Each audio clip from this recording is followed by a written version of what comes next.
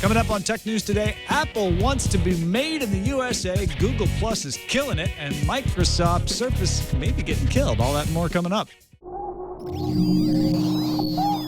Netcasts you love.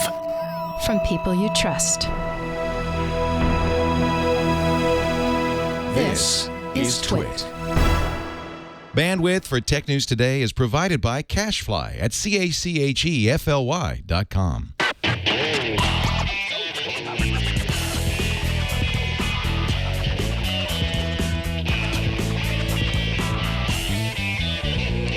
This is Tech News Today for Thursday, December 6th, 2012. Tech News Today is brought to you by Squarespace, the fast and easy way to create a high-quality website, blog, or online portfolio. For a free trial and 10% off your first purchase on new accounts, go to squarespace.com and use offer code TNT12. And they recently launched a developer platform for complete code control.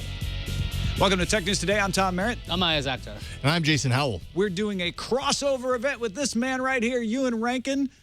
He's going to join us for the discussion stories, and then right after the show, we're going to go all the way to England via Skype to do the big show on the British Tech Network. But let's start with the top 10 stories of the day in the news fuse.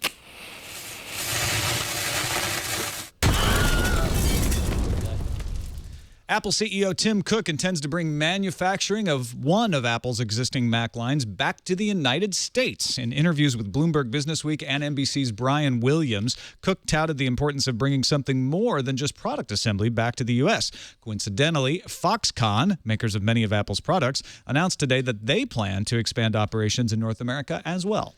Google wants you to get more social within Google+. The company introduced Google Communities today so that Google+ users can connect with people with something called similar interests. Crazy idea. You can create or join a private or public community. Google says this is a preview and a mobile version is coming soon. ABC News reports John McAfee was arrested in Guatemala for entering the country illegally and will be deported back to Belize. McAfee had hoped to gain asylum in Guatemala. He's wanted for questioning in Belize in connection with the murder of his neighbor Greg Fall on November 10th.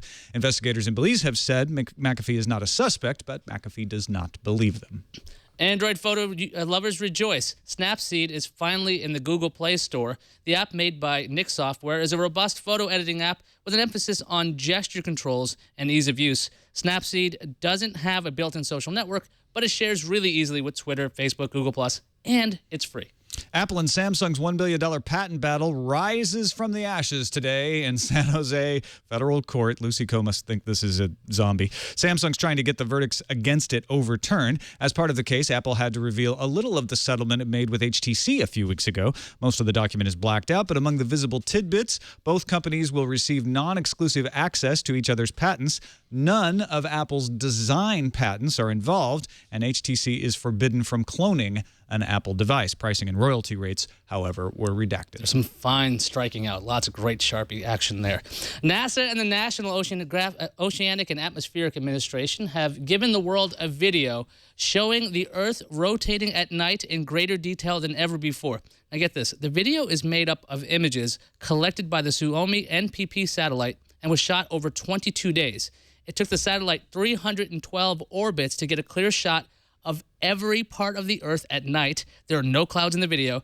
Those images were stitched together and overlaid on existing imagery of Earth to produce an animation. Still images are also available at NASA's site. The Wall Street Journal reports the FBI is after hackers who targeted Admiral Mike Mullen, former chairman of the Joint Chiefs of Staff. The computers were personal PCs Mullen used on the grounds of the U.S. Naval Academy since his 2011 retirement. The World Conference on International Telecommunications had a setback earlier today when reading materials were inaccessible after its website was forced offline for 2 hours. The International Telecommunications Union hacker groups have claimed responsibility for the attack, apparently in response to the approval of a new standard for deep packet inspection by the World Telecommunication Standardization Assembly. The standard has been criticized by groups such as the Center for Democracy and Technology.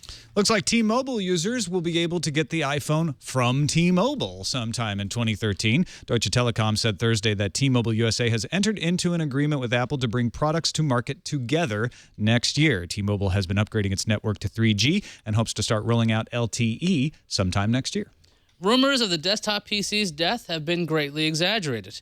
Intel told Maximum PC that Intel is committed to the desktop enthusiast market, and the company will be offering socketed CPUs for the foreseeable future. Reports circulated that future Intel processors would have to be soldered onto the motherboard. In other processor news, yesterday, AMD told Legit Reviews that it's all for sockets, at least until 2014. This episode of Tech News Today brought to you by Squarespace.com, the fast and easy way to create a high-quality website, blog, or online portfolio. Squarespace gives you and your website users the best mobile experience. We're talking all the time on the show these days about cell phones. We're talking all the time on the show about ways that people access things more and more on tablets, on phones, on small laptops. You got a website, you want to make sure that it looks right there, but also still looks right when they're at their desktop, because people haven't stopped using computers as much as you hear all this post-PC era talk. Squarespace has developed new templates with mobile-ready responsive designs, which means your site automatically restructures to look great on any brand, smartphone, tablet, or computer. When you add an image to your site, you don't have to worry like, oh, wait, is this one going to be too big for the phone? 7 different versions are created on upload so that the correct size loads for the device and your site looks professionally designed no matter how it's viewed. Beautiful templates, 100% drag and drop functionality for all your customization tools, and those designs resize. They fit in whatever device someone's looking at your site in. Squarespace has an award-winning design team and user experience experts. So if you get a Squarespace site, you can say, well, you know, my award-winning design team created it when people compliment you on it. Squarespace integrates all your website needs, domains, design, development, hosting, and customer support all in one service. But you don't have to take any of those words that I just said for it. Go to squarespace.com, sign up for a free account. You don't need a credit card to try it out. Start building your website. Then if you decide to purchase it, use offer code TNT12, because it's December, and get 10% off your first purchase on new accounts. Whether you do a monthly or an annual plan, you'll get 10% off that first purchase. That's squarespace.com. Use the offer code TNT12. Everything you need to create an exceptional website at squarespace.com, and we thank them for their support of Tech News Today. All right, let's bring in Ewen Rankin, editor of British Tech Network at BritishTechNetwork.com. How's it going, Ewen? It's good, mate. You? Good. How is the rest of today? Because it's evening where you are. The rest of the day is going to be us shooting the breeze over tech with your show, and then you're going to come and shoot the breeze with us over our show. So I'm looking forward to that. We're going to be on the big show. Over. So yeah, it's going to be great. If folks listening to this one later realize, oh, wait a minute, how do I get that? You go to BritishTechNetwork.com. If they are watching live, how do they watch the big show live? You go to BritishTechNetwork.com/live, and then we're an IRC chat client just the same as you guys, and it's hashtag British Tech Network on irc.geekshed.net. Easy enough. All right, well, let's get started then with this Made in the USA stuff. Good to have a Brit on the show to give us a little outside perspective, and we were going to get all jingoistic in here. Brian Williams has that interview on NBC tonight on, what is it, Rock Central, I think is the name of that show. 10 o'clock p.m. on NBC.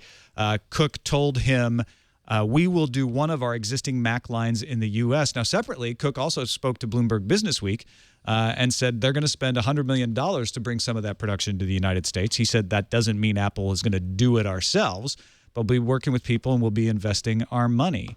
So it's more than just final assembly. It's more than just that assembled in the U.S. kind of stamp that we heard about earlier this week. Iyaz, do you think it's a good sign that Apple does this, or is it just kind of pandering, like, oh, well, we'll bring one line over because that won't cost us too much, and then we can tout the fact that we're bringing jobs back? I mean, what I figure is Apple. This makes financial sense for Apple, right? That's the first thing. It's going to do good PR things, and there's going to be the ability for Tim Cook to go on Brian Williams' show or Bloomberg and say, we're bringing jobs in the United States. But Tim Cook's about dollars and cents. He's always been about that with supply chains. If it makes more sense for Apple to build these machines in the United States, especially just one line, it might be a test for future lines to come here, because that's been one of the biggest pushes. Like it was the whole election thing. Like, these companies aren't paying money to the U.S. They're manufacturing overseas. If they're actually manufacturing in the U.S., they have to pay some taxes over here. So it could help out the economy, but just a big test. Ewan, what's the outsider perspective on this? I think there's two things here. There's kind of the cynical view, and then there's the non-cynical view. And the non-cynical view in me says, well, one product line, that's a toe in the water. Let's see if it works. Let's see if we can make money doing this. You look at the Google Nexus Q, that was being made in the US, wasn't it? And that kind of never even saw the light of day. How much of that was production costs, I don't know. The negative kind of cynical side of me says Apple's got a lot of money sat in foreign banks. They need some of that money to come back into the US. And I wouldn't be surprised to hear that there's been a deal struck whereby there's a tax break for bringing back in as a subsidy for creation of jobs within the US. I mean, I live in the EU, and it's common practice to issue subsidies to companies. You know, Nissan, come and build your cars in the UK, and the UK government will foot the bill of £15 million towards your factory, etc., and so on. So I think there's possibly a bit of that within this, but who cares in the end result if it's jobs for Americans, and that's what Americans want. Good on them. The other part of it is Foxconn spokesperson Louis Wu telling Bloomberg that Foxconn is looking at expanding operations in the U.S. That would make it easier for Apple if Foxconn were building some of these things here. Although Wu said that supply chain is one of the big challenges for U.S. expansion, adding that any manufacturing we take back to the U.S. needs to leverage high-value engineering talent there in comparison to the low-cost labor of China. And that's one of the things Tim Cook told Brian Williams in his interview was the problem with manufacturing in the U.S. is we've lost some of the experience and expertise of manufacturing that they have in China. Somebody in the chat room mentioned, would people pay a premium for made in the United States products? The thing is, Apple already has a pretty healthy profit margin on every piece of hardware it sells. It seems interesting to see if Tim Cook could kind of cut into that profit margin for a small line. What's not the most profitable for Apple? Maybe something like the Mac Pro, which gets refreshed once every 6 years, apparently. I don't know what their cycle is right now. So they could maybe use that because it's component. These are commodity parts at this point. It's a motherboard. It's an Intel chip. It's the graphics cards. Everything you can just collect here anyway, and see if that cut to the profit margin is too terrible for them or not. Yeah. Part of me wonders, and maybe this is just ridiculous, maybe this doesn't make any sense, but is it a good sign for the United States if it looks like it makes financial sense to make things in the United States again? In other words, does that you go to China because wages are low there? Does that mean that our wages are so stinking low in the U.S. that we can build things here? Or it could just be the import tariffs and things, just getting balanced out. Just trying to get it from China over here, because if if Apple's not making a ton of products for China, like they're trying to do with the iPhone, it's trying to make products for the United States. Having it local, buy local, right? It's right around the corner. Get your local apples from around the corner. In terms of manufacturing, though, what does $100 million buy you? I would have thought probably not a great deal. You're not going to get an awful lot of change out of that by the time you've tooled up within a facility that you've built, unless there's a partner coming in with that, and that's where the Foxconn cart comes in. Yeah. And if Foxconn is an overseas investor coming in and providing American jobs, how they're not going to get subsidy from the State Department, I'm very surprised to see. Yeah. Meanwhile, somebody that might be able to use a subsidy right now is Microsoft. So a lot of evaluation going on about the Surface. What's the latest? Okay, so there's a brokerage firm in Boston called Detweiler Fenton. And they said in a research note that Microsoft is likely to sell 500,000 to 600,000 Surface RTs in the December quarter. Now, in a vacuum, that doesn't sound so bad. But the thing is, the reports are Microsoft they ordered 3 to 5 million Surface tablets to sell in the fourth quarter. So the estimates are 500,000 to 600,000 sales. In the note, it's, quote, lack of distribution is killing the product. The mixed reviews are causing problems, and the lack of retail exposure at Best Buy and others is severely depressing sales. Now, Microsoft only sells the Surface in its online store and its brick-and-mortar stores with 31 locations and 34 holiday kiosks in the U.S., and obviously their online component, like I said. I guess the question is, should Microsoft start distributing the Surface outside of its stores, or is this like the safe strategy for Microsoft to not tick off its OEM partners, Ewen? Do you think it's because they don't want to go, HP, don't freak out, because we just sell them in these tiny stores? I don't know. I mean, the huge sales in consumer electronics come from recommendation. And, who's recommending that the Surface is a good buy? I mean, everyone was buying iPads because all their friends said it was good. And I bought an iPad mini the other week in Regent Street, having gone into the store with a buddy who was going to buy a phone, and I'd got no intention of buying it, but I picked it up and I fell in love. And the Surface, there's been a couple of expo events for Microsoft partners and Microsoft developers that have seen the Surface, but here in the UK, there's no one at retail you can go and actually physically squeeze and hold one. So until people get their hands on this device, it's not going to sell like hotcakes, and I don't think it's going to sell particularly well. At 500,000 to 600,000, that's nothing in comparison to sales of things like the iPad or even maybe Galaxy's Note. That they need to get some product out there for people to get hands on. But is that part of the deal? That was an interesting part of your question, Iyaz. Is Microsoft intentionally settling for lower sales by saying, look, we are restricting the supply chain on purpose, because that's when we can go to our partners and say, okay, OEMs, if you were worried about this, look, there's plenty of room in the marketplace. We're not selling Surfaces because they're bad. We're not selling them because you can't get them. And so that's your job is to fill in the gaps. It seems like the Surface to me is like almost like the band frontman. It's one of the ones that are out there. You're not going to necessarily go pick that one because this is the premium product. It's Microsoft's. Look what we can do. But distribution aside, I think the mixed reviews aspect is really the issue because some people don't think it's a good enough tablet. Some people think it's a terrible laptop. It goes back and forth, and the general consensus has been, what do you do with this versus all the other versions out there? Because the RT, of course, is running on ARM. It's the limited version of the Surface. I'm kind of curious if Microsoft's going to push its Pro in other lines, because that's the real thing that people understand. Are they really bothered about the partners? I mean, if I was Microsoft, where else are the partners going to go? They're going to suddenly start loading Linux on the machines at sale, or are they going to start, they're not going to put OS 10 on it? I mean, come on. There's just, the hardcore Windows users are the hardcore Windows users. There's no way you're going to get one of them to ship over to a Linux. The average Joe in the street is going to open up a brand new HP running Linux, or God forbid WebOS, and say, where do I start it? It's bad enough that they've gone to the Metro interface with Windows. Now there's still people wondering how to switch the damn thing off. The Surface has got to be something that, I mean, you wouldn't go through the R&D of creating this product and then not try and sell it, surely. Dell just came out with a stock Ubuntu laptop, and I'm using one right now, and I have to say, there's not much difference anymore. The gap is closing. I think you're right that it's probably not quite to the point where someone, a large maker like HP, would say, oh, well, we'll just switch over to Linux. I don't think that's practical because of the brand identity of Windows. But it certainly could push them towards exploring that more seriously. Yeah, as people use the browser more and more for everything, as long as you have that experience or you have an app store, whatever it is, I mean, that seems to be the hook, because the Windows 8 learning curve is so huge. If you're going to make that switch and go, what is this? You might try it with any operating system at that point instead of trying to learn that. Yeah. Well, let's talk a little bit on a related note about Intel's future. They're kind of tied up in the success of Microsoft and Windows. They've been really trying hard to move into mobile, but it hasn't worked for them. Intel CEO Paul Otellini announced a month ago that he would be stepping down in May, and a lot of people have been banking on the fact that a new CEO could bring a fresh perspective to Intel and sort of shake things up there. Paul Otellini was speaking at the San Francisco Bernstein conference yesterday and said that's not going to happen.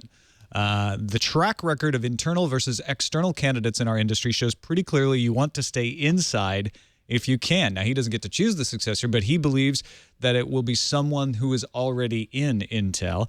And he said he doesn't expect the strategy to change after he steps down. Now, he may be just trying to calm investors from worrying that Intel strategy could veer all over the place. But what do you guys think of this? The idea of Intel saying, look, we've seen what happened with HP. We've seen what happened with Yahoo when they brought in outside candidates. I'm not talking about Marissa Mayer right now, but previous candidates. Intel has done well by promoting from within. Paul Otellini was is now a 40-year veteran. He took over 7 years ago from Craig Barrett, who was, he was there from the start. So, Ewan, do you think that's smart for Intel to be calming people at this time? Yeah, I think it probably is. I mean, if you look at Microsoft's hired internally, whatever you think of Steve Ballmer, there's a plan there that is being implemented over the longer term, and that person's cultured in that plan. Tim Cook with Apple, and where you've had the huge changes of Yahoo bringing people in from the outside since Jerry Yang went, and Meg coming in to HP, again, where you've seen that switch from outside, these people coming with fresh ideas, and they tend to hit a bit of a culture wall, perhaps, of well, this is what we did before, and this seemed to work, so why do we want to change that all of a sudden? I think you lose your employees an awful lot. I've seen a company that I do a lot of work for at the moment. They've got a new MD who's come in from outside of the business, and instantly it's created a friction instantly within the business that was jogging along, making a good profit, fulfilling the customer's demands, satisfying the quality versus profit and loss syndrome. And that's suddenly out of kilter, and then people are upset, and then the profit and loss goes down, and the quality of service goes down. I think there's a real good benefit to keeping within the model that you know. If you've got a model that works, if you've got a model that's not working, that's not expanding, a la BlackBerry, then perhaps yes, go outside. Yeah, I mean, for Intel to take up somebody from within and move them up, and that's just good for consistency as well. Like you were saying, Intel, they don't really have a problem, and they're doing quite well in the markets they're trying to do. They're doing that TikTok processor upgrade cycle. They're getting into mobile. They're doing all the right things so far. They're trying to get into mobile. But they are successfully in some Android phones at this point, which was, I thought, laughable 2 years ago that would be a possibility. But they are in some. So they're slowly making that push. And because they withstood that whole AMD challenge years ago, and they've just been killing it. I mean, they're just doing so well. If they can handle the ARM, I guess, onslaught, that's what the next challenge is for the next CEO. And it looks like Intel's got plans for 5 or 6 years ahead of time anyway. So it makes a lot of sense to stay within Intel because it's working. Now, I'm guessing none of us are experts on the internal politics of Intel, but here's some of the candidates that have been what would be the word? Bandied about? Maybe bandied about by analysts. Yeah, touted. David Perlmutter, Intel's chief product officer, Stacy Smith, the chief financial officer, and Thomas Kilroy, general manager of Intel's sales and marketing group. Now, without knowing a lot about the people per se, you can tell a lot about what these three strategies would be based on their roles, right? I would want Perlmutter. I actually know a little bit about him. He's a smart guy, and he's the guy in charge of product at Intel, and so he can carry on with all that stuff that Iyaz is talking about. If you go with Kilroy, that means you're focusing a little more on sales. You go with Stacy Smith, you're focusing on financial responsibility. Doesn't seem like CFOs lately have made great choices as CEOs, but then again, that doesn't mean that Stacy Smith wouldn't be a great CEO. Ewan, you got any thoughts on those three? Yeah, I think CFOs are good captains in storms. If there's no storm and you've got calm waters, then you've got to be thinking about looking at it for expansion and rapid investment and movement towards new technologies and that kind of thing. And CFOs are notoriously bad for that kind of stuff. I think in this kind of market where you're looking to, with Intel have got a solid business and then they're starting to think about, well, where do we go next? To go with a CFO, I think would be a retrograde step. They've got to go with someone who's development oriented and sales oriented. What do you think, Iyaz? I'm just thinking, I think Marissa Meyer was a products person, and Stephen Elop, when he moved to Nokia, he was the head of Office. It's just kind of curious what would be the best. Is a products person the best? Maybe not necessarily because they want to work on the product, not necessarily the whole strategy of the company. I would think actually Kilroy might be the best way to go because he's doing the sales and marketing. You want that at the top because you want your products guy to stay there as products because that's what he does really well. And to kind of defocus him or move him away from that could be a problem in the future, but who am I to say anything about these three individuals? I'm still for Perlmutter. You want that person who knows and believes in the product above all else and serves the customer's interest. But I like that we all came down with good reasons on all three. That's interesting. Let's move on to Google Plus Communities. New feature coming to Google Plus. Lots of numbers coming out about Google Plus's active users today. What's the deal, Iyaz? Okay, so we got the Google Plus Communities rolling out today. On the left side of Google Plus, you should see a circular icon. I still don't have it. I don't know when it's coming up. You can filter posts by topics or discussion categories. You can join and create private or public communities. Now, Google's official blog, they showed some You said circular thing. Oh, it's over there on the left. The icon I see itself, it. Okay. yes. All right. Yeah, I don't have it either yet. Yeah, it's a little green icon, and so I'm waiting on it so I can join a community, be part of some of the example ones that Google talked about already. There's a photo community by Trey Ratcliffe, a Star Wars community, a maker-hacker community by Adafruit, so some really good, starring roles with the beginning of the communities. In the same post announcing communities, Google also announced some numbers. They were kind of squirrely about how they talked about it. Google announced it has 235 million, quote, active across Google, parentheses, plus wanting apps in Google Play, Hangout, and Gmail, etc., and 135 million active in the Google Plus stream.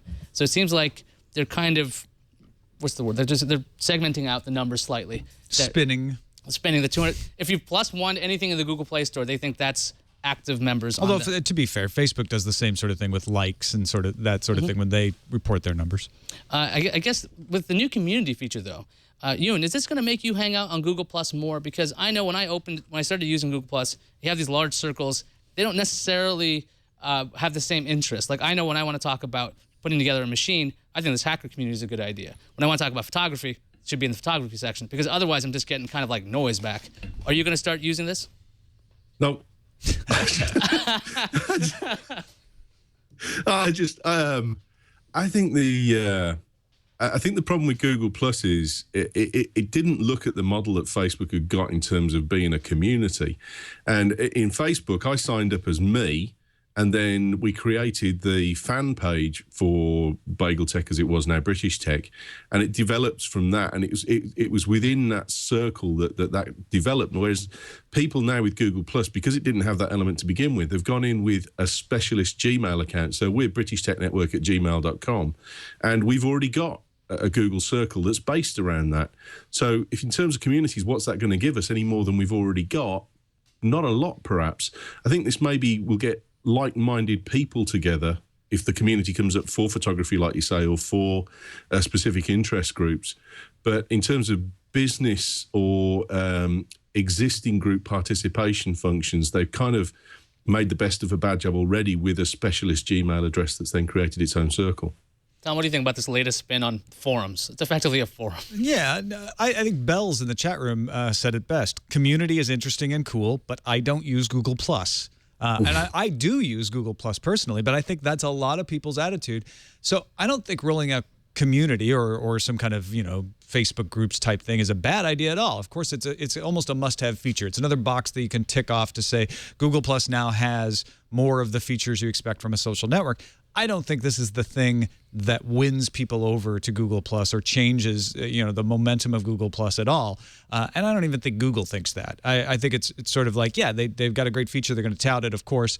I think what helps Google Plus expand and win is the bottom up, the sort of invading the other parts of your life, with search, Gmail, calendar, Docs, any of that stuff that you use. When Google Plus insinuates itself there and you sort of accidentally find yourself using it, that's when I feel like, aha, Google Plus is winning now, because I don't think they can take on a Facebook or even a Twitter head on.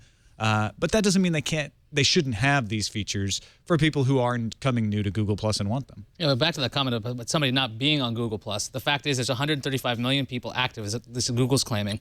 And it's like for those people to find each other, because your friends may not be on it. It seems like the community might be like, hey, you guys are here. Maybe we should reward you a little bit. We'll find you. You guys can actually have friends who are on Google Plus, as opposed to going, my friends aren't on Google Plus, or I made friends through Google Plus. Could be a totally different kind of way to go. And see, that's the difference between us, because British Tech, we'd have Invading the bottom up as a show title already. And there's the show title. You guys ready for a sad story? This is kind of a sad story. I hate to say it. I'll steal up, okay? But yeah, get the Kleenex. Patrick Klepek, a giant bomb, has a story of Alpha Colony. That's a DreamQuest Games effort at Kickstarter. How it fell $28 short. $28. Talk about a heartbreaker, just psychologically, when you fall that short. And it was the second attempt to fund the game. Their first run, they had wanted $500,000 because they were going to license Mule to use in the game. They fell quite short of that. They only raised $101,472. So they redid the effort. They said, we're not going to license Mule this time. We're just going to say inspired by it. That brings the cost way down. And they put their goal at $50,000, feeling like, hey, we raised $101,000 before. This is in the bank, right? Planned for stretch goals up to $300,000. And what happened is it didn't get as much attention as the first run. People started to worry that it wasn't going to get backed, and people started pulling out their bids. And a lot of people are like, you fell $28 short. Why didn't you just pledge $28 and push yourself over the line? And they said we couldn't keep up with where it was at the end because so many people were pulling out their money. Now, you are not allowed to pull out your money from a Kickstarter that has met its goal in the last 24 hours. But any other kind of Kickstarter, you can pull your money out at any time. So in that last 24 hours, they were watching people just pull their money out. They were also seeing last-minute contributors trying to run to replace that money, but those folks ran out of time. The process of going through the motions to add your money caused them to run out of time before the Kickstarter ended. So a lot of suggestions are being bandied about. Folks have suggested an overtime policy. If a project is within a certain distance of its goal, that you get an extra 30 minutes or extensions be added. DreamQuest founder Christopher Williamson has said, "Look, we're not. This is Kickstarter's rules. We played by them. That's the breaks. We're not going to try to get Kickstarter to change it." And he's already heard from several individuals interested in making the game happen in other ways. But Ewan, what do you think? I mean, should Kickstarter adapt to this, or is this like, no, this is the arena you play in? There's a certain element of this is Darwinian, isn't it? I mean, if your product's that good, then it should exceed your threshold fairly easily. If it's not transparent about how you're doing or where you should be, then yeah, maybe there's a need for a tweak there. But I've got a real problem with games going through Kickstarter. Products I can understand because you've got R&D costs, you've got prototyping costs and patent costs. With Alpha Colony, I looked at it and there's a fair amount of this game looks like it's almost a done deal. So why do you need 50 grand? I mean, it's easy enough to float this in the iOS store or in any of the other stores that are available, or to make a package that then goes into a local store. I don't see that. I personally don't believe that games are any kind of sound investment within Kickstarter anyway. Yeah, the answer is they wanted to hire a programmer to do the port. They've done a lot of the work of the game, but they needed to hire one more programmer. Now, the interesting thing is, too, they needed $100,000 for this, but they only went with $50,000 because they thought they could get momentum out of meeting the goal and getting everybody excited, and it backfired on them. Well, and the other thing is, I mean, Kickstarter isn't the only platform from this. I mean, Brian Brushwood uses Indiegogo, and that gives you an option of, I believe it's called flexible funding, that you get to keep every bit. Even if you don't fund entirely, you get to keep that money. And obviously, Indiegogo takes a larger cut if you don't reach that funding goal. It's like 9% over 4%. That just means that while Kickstarter might be the darling and the big name that everybody knows, it might not be the best vehicle for these kinds of things, especially if you're like, oh man, $28 and I can't keep up. You might want to be able to go to an alternative. And I think Indiegogo might have been a better option, especially if you really want to do this project at, like, not at all costs, but like you just want something to start off. I don't know if games are the best version of that or the best thing for that, but like Schwood's scam stuff, like there might be a reason to have a tiny bit so you can start a seed fund. I think that that maybe what Kickstarter could do is say last 24 hours you can't change anything, no matter whether they've met the goal or not, because that seemed to be one of the frustrating things here, is trying to keep track of where they actually were, as people were like, I don't know, this doesn't look like it's good. I want to save that money for something else, because, you know, I guess there's a psychology to that which doesn't make sense. A lot of people are like, why would you pull your money out? You know, because you get your money back if it doesn't succeed. Right. So why would you pull your money out at all? But I hope that Kickstarter does take this as sort of of an example to maybe tweak the rules. But great point, Iyaz. You can go somewhere else if you really want that kind of flexibility. Let's finish up with Amazon and Android developers. Yeah, so Amazon's launched a new feature for App Store. They're calling it A/B testing for developers. Well, they're not calling it that. That's what it is. It's A/B testing for developers. Excuse me. Developers will be able to upload multiple versions of their apps to the experiment. And unlike Apple's review process, there's no review. You just put it up there. There's no Google publish immediately. It's just that people will be getting two different versions of the app. Developers had to use third-party services for A/B testing before. Now they can use Amazon's built-in testing. The release isn't terribly clear if Amazon's tools are going to allow any Android developer to A/B test, or if this is just going to be in the Amazon App Store at small. No, what I'm trying to say here is it just going to be limited to the Amazon App Store, or will it be for Android in general? So I'm not sure if that's what's going on there. It will be. I would guess, without them saying that, if they haven't said, that means it's limited to the Amazon App Store. They've suggested both on the release and the website, so it's not clear at all. But it's probably limited to the Fire HD right now. Amazon's introduced a bunch of App Store features recently: Game Circle, a Maps API, Test Drive, which is try before you buy, a Kindle Fire emulator, and they said that their App Store downloads grew, quote, more than 500% over the previous year. And of course, Amazon doesn't actually give numbers; they just give numbers like this. Is this feature set for developers? Is this going to keep sparking development for Amazon's App Store, or do you think this is just Amazon just trying to get developers over because they don't allow full-on Google Play apps? I think the thing with Amazon is they've now got this ability. They've got their walled garden is starting to be formed. It's the bricks and mortar starting to come up, and they've got to invest in allowing developers to give the developers the best opportunity to know that what they got as a product is then sellable, scalable, etc. So in a subsidized kind of way, they have to do this kind of thing to drag the developers in. And cynically, again, I would say that this is a subsidy that allows them to do that.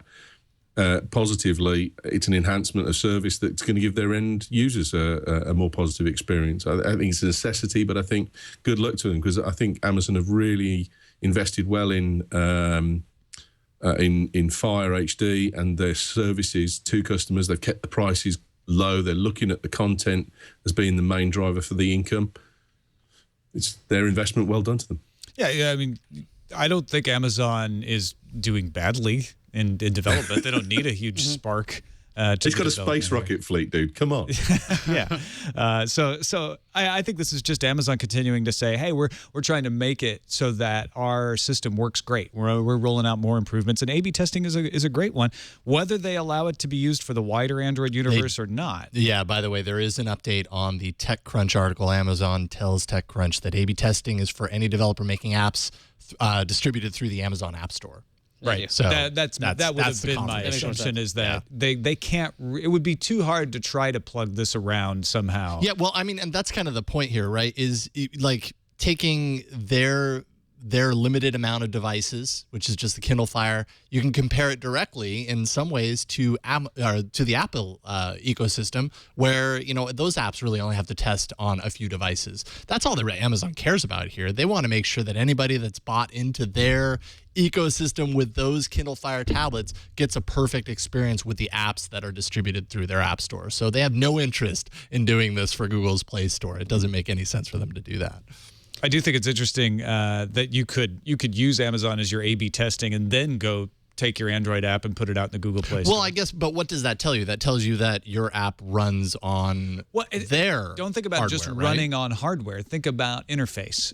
Think about experience. Like, do people like it when we do in-app purchases more, or if we emphasize free stuff more? There's all kinds of things you can learn that is device independent. In which case, that could be even more incentive for developers to start tapping into the Amazon App Store even more, because it's just another kind of leg into their stuff. That also means that as Amazon keeps building their ecosystem for its own developers, its own app store, that they will probably never go full Android.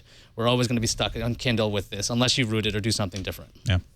Let's move on to the randomizer. What will it spit out? Randomizer. Something crazy? Like dogs driving cars? That's crazy, Tom. Why, in fact, it is. Dogs driving cars down in New Zealand. Trainers in New Zealand have taught a dog to respond to commands that would allow it to drive a car. So they hooked up a special steering wheel. They taught the dogs to actually... it's not time for the calendar yet. The dog did TriCaster. that. The dog did that. Bad dog. So handbrake, accelerator, and it's a paw brake. Sorry, paw accelerator, and the steering wheel with a special thing on it to make it easy for the dog to move it back and forth. Now the dog doesn't actually just watch the road. You have to give it the commands to turn left, turn right, brake, stop, etc. And then you see like treat reinforcement at one point in the video here, but. And there's also some video there of the training itself. It's like dogs on a car seat being pulled like in a wheelbarrow as the commands are being done. It's actually quite amusing. But then again, for everybody who complains and is freaked out about self-driving cars, you got something new to freak out about when you see a dog driving next to you on the highway. Well, I guess somebody's going to be running really fast, giving them commands next to them. That's kind of my favorite part about this, is how many times have you been driving and you look over and you see that dog like in the passenger for a split second. The way that dog's perched up, you're like, is it? No, it's not. Now there's room to doubt. The way that dog paw reached forward and grabbed the gear shift and pulled it back into gear. That was so staged. That looked like that was a fake that's real. paw. No, It's trained. not having it. They can do banking, go to the refrigerator, and then they can drive. You're not going to trust the dog to drive you home from the pub? Does this mean, there's the chat room saying, Ken from Chicago, does this mean the dogs will chase their own cars? In cars. Just high-speed chases all the time. They're going to jump in the car and head down the road. All right, let's check out the calendar. Sure. Hey, look, it's time for the calendar, apparently. iPhone 5 is coming to South Korea and 50 more countries tomorrow, December 7th. Also tomorrow, China gets the iPad mini. The Nintendo Wii Mini launches tomorrow, December 7th, in Canada for $100. That's the one without internet connection or all kinds of GameCube compatibility. Facebook is also extending its time for voting on site governance to the 10th of December. More time to vote on whether you should vote or not. That's what they're voting on. Let's see what's incoming. Incoming message. Got an email from Tom. Just writing emails to myself. No, different Tom. He says, I'm a rural prepaid cell customer, and while I enjoy the freedom of having a cheap cell phone bill, I also suffer since I'm not on one of the big three. Truly, only one of the three works remotely well in my town, as the coverage is spotty and mobile data is very limited. Because of this, using an SMS replacement product is not a feasible option for me. Sure, I use Wi-Fi wherever I can, but even though I have line of sight to a cell tower, I get no data reception at my residence, and it does me no good when I'm out running errands and don't have access to Wi-Fi. SMS works great, however. There seems to be large swaths of areas where an SMS replacement would not work until rural broadband becomes more pervasive. So really what he's pointing out is SMS isn't going to die until data penetration reaches the same level as cellular penetration. Because SMS messages are sent a lot well, it's a different network, and it works. You don't need to have that awesome data connection to get that data out there. Although as we go into LTE more and more, the carriers are going to be carrying voice and probably text, if they keep them around at all, over the same connection the data goes. So that problem will eventually go away. You have similar problems in the UK, right, Ewen? Yeah, we always get that that statistic from the cell phone providers here that says 98% of the population's covered. Well, that's okay, because 98%'s in probably about 20% of the physical space. And generally speaking, if you stick to the motorway, freeway corridors here in the UK and the big towns and cities, you get great coverage. Out in rural areas, I mean, I use Waze an awful lot, W-A-Z-E, and that's a fantastic navigation application, but it does require a data connection, and when it gets into certain towns and villages out in the sticks, it just drops off to nothing. And yeah, you get an SMS but nothing else. It's getting less and less, but I mean, I think we haven't quite got the expanse to cover that you guys have. I mean, it's, you know, you're 50 times bigger than we are with only 5 times greater population, so it's easier here. It's a lot easier. Even worse in Australia, where they're spread out even more. Yeah. Well, they really are centered in population zones only, you know. Yeah. All right, well, that is it for this episode of Tech News Today. Like I said, we're going to be heading over to the big show at the British Tech Network. Ewan, tell folks all about that and anything else you got going on, man. We've got about a dozen shows going on at the moment, and we're also up for the European Podcast Awards. We finished third last year with the Max show. So we've got 6 shows nominated. If you go over to BritishTechNetwork.com, you can vote there, and you don't have to be in the European Union to vote. You can vote from anywhere in the world. Just click on the British flag, go to BritishTechNetwork.com, and all the links straight to the shows are there. Please, please, please vote for us, because we could win. And we should win because the big show has got fantastic people on it, like Tom and Iyaz and Jason. At BritishTechNetwork.com/live. You're not submitting that one as an example. No, we've already submitted the 3 that are in there, and it got last year. I think we might have won, apart from the fact one of them was a bit inappropriate, and well, there you go. That can go either way, right? You just never know. You don't know what the judges are going to think. Well, best of luck with that, you've been on our shows, mate. You know that they're not really scripted. No worries. Well, best of luck with the awards. If you'd like to find our appearance on the big show, check out BritishTechNetwork.com. If you'd like to submit a story for consideration, submit it to technewstoday.reddit.com. That helps us figure out what stories we cover each and every day. That's where we found the dog story. As a matter of fact, a bunch of guys were voting on that. And if you'd like to be on Tech News Today, a handful of lucky folks, we've got some ideas about bringing some of those subreddit Redditors on as well. But open mic submissions are open. We're going to record the show Monday, December 17th at 9 a.m. Pacific time. If that time works for you and you're available and interested, email tnt@twit.tv with the subject line Open Mic 2012 and let us know who you are, what you do, and why you'd like to take part. That's it for us. You can find us on twit.tv/TNT every minute of every day. You can also email us tnt@twit.tv and give us a call and leave us a voicemail. Our phone number is 260-TNT-SHOW. We'll be back tomorrow. Maybe Sarah Lane won't be at the Prime Minister's residence anymore, and she'll be back tomorrow, but Darren Kitchen will be here too. We'll see you then.